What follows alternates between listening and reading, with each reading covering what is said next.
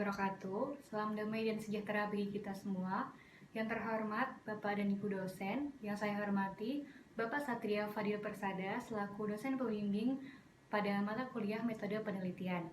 Perkenalkan, saya Nur Andriana akan mempresentasikan mengenai seminar proposal penelitian saya yang berjudul Analisis Pemasaran melalui Media Sosial dalam Pengembangan Usaha Mikro, Kecil, dan Menengah di kawasan ITS Surabaya.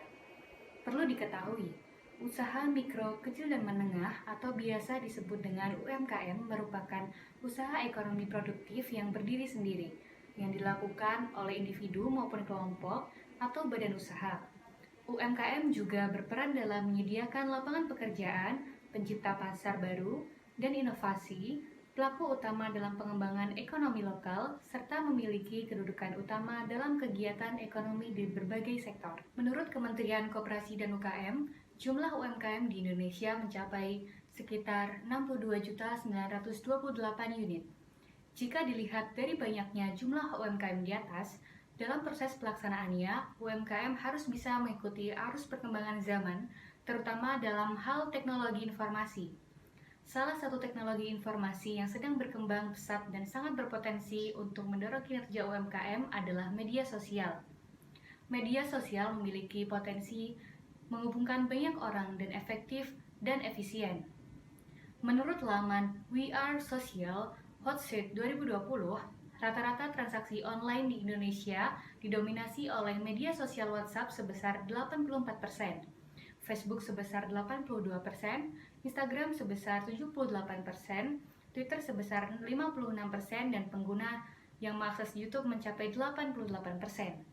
Hal ini membuktikan bahwa media sosial sangat berpengaruh dalam kegiatan pemasaran yang paling efektif dan efisien bagi pebisnis online.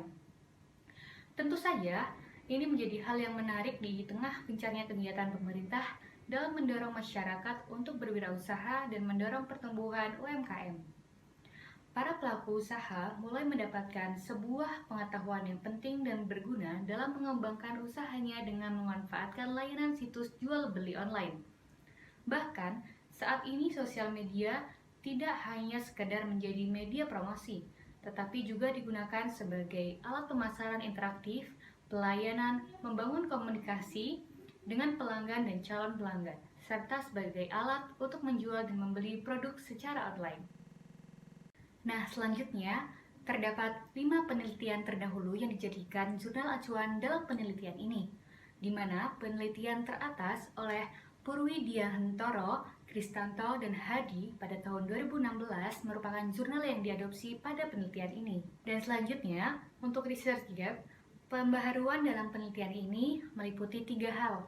Yang pertama yaitu objek penelitian, ialah media sosial. Yang kedua, subjek penelitian, ialah UMKM kawasan ITS Surabaya. Yang ketiga, kegiatan pemasaran. Pada penelitian ini dibutuhkan 2 jenis data. Yang pertama, data primer, yang terdiri dari 1. Data demografi responden. Yang kedua, karakteristik jenis usaha mikro, kecil, dan menengah. Yang ketiga, karakteristik penggunaan media sosial usaha mikro, kecil, dan menengah. Yang keempat, informasi terkait media sosial dan proses pemasaran usaha mikro, kecil, dan menengah. Untuk mendapatkan data primer ini, penulis melakukan survei menggunakan kuesioner online yang akan diisi langsung oleh responden. Yang kedua, yaitu data sekunder yang berisikan 1. Kondisi industri usaha mikro, kecil, dan menengah di Indonesia.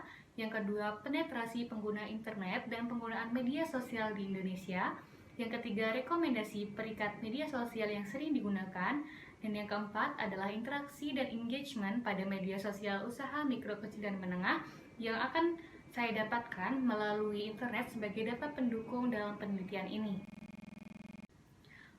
Selanjutnya, untuk teknik dan analisis pengolahan data, peneliti menggunakan yang pertama, analisis deskriptif yang memiliki tujuan untuk mengetahui gambaran umum mengenai informasi dari data yang diperoleh.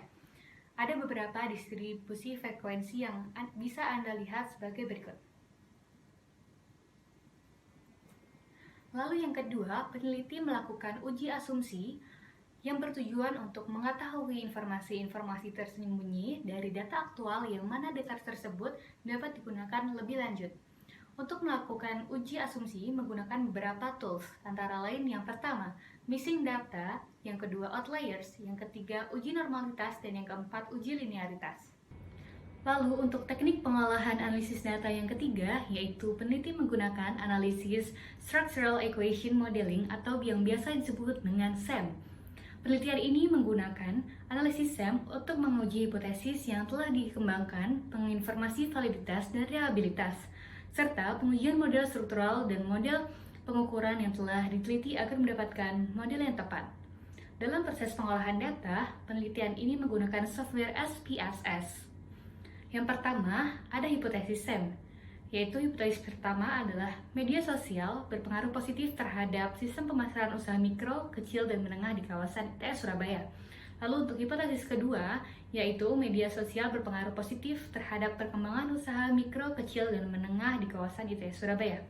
Lalu untuk teknik analisis pengolahan data yang keempat, yaitu definisi operasional dari variabel penelitian ini, yang terdiri dari yang pertama, variabel bebas yaitu peranan media sosial, lalu yang kedua, variabel terikat ialah kegiatan pemasaran pada UMKM di kawasan ITS Surabaya.